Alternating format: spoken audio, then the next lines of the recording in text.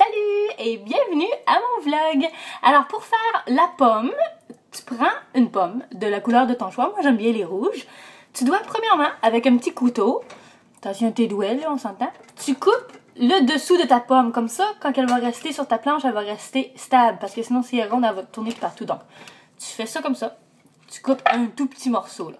Et tu dois garder la tranche que tu vas couper parce que ça va servir pour faire la tête de ton cygne. Alors, tu coupes cette première partie-ci en premier. Ensuite, tu te ramasses avec une pomme qui est comme ça.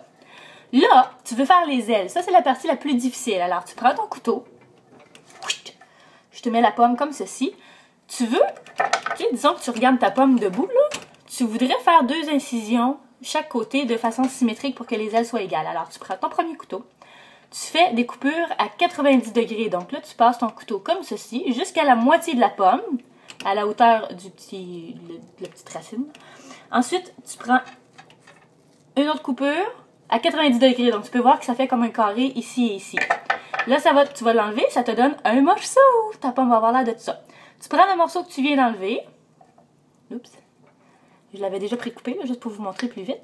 Tu fais une autre incision à 90 degrés dans le petit morceau et t'en fais une troisième. Idéalement, tu serais capable d'en faire 3, mais tu dois pas couper ta pomme en entier. Comme moi, j'ai fait une erreur, là.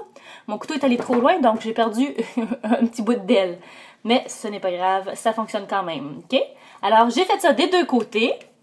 La même chose de ce côté-ci.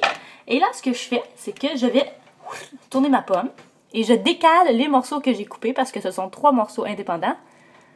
Et là, je la mets comme ceci. Deuxième morceau que j'ai coupé. Attends là. Et ça, c'est mon troisième morceau qui est ici. Oups. C'est un petit peu plus dur à prendre. Que je prends comme ceci, puis ça fait les ailes. Check. Et que c'est-tu pas beau, que c'est-tu pas beau.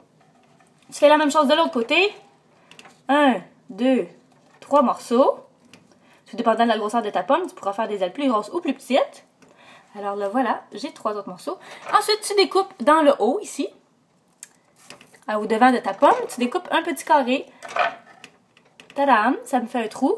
Et là, dans le morceau que tu as découpé tout à l'heure, le premier morceau là, qui a servi à faire le dessous de la pomme, tu peux découper une tête d'oiseau ou de cygne à l'intérieur de ce morceau-là. J'ai ajouté un petit cure-dent parce que sinon ça tenait pas très bien. Et là, j'enfile mon petit cure-dent dans la pomme, comme ceci. Alors, ça me fait un beau cygne. Voilà, que tu peux même manger ou servir sur ta table en collation.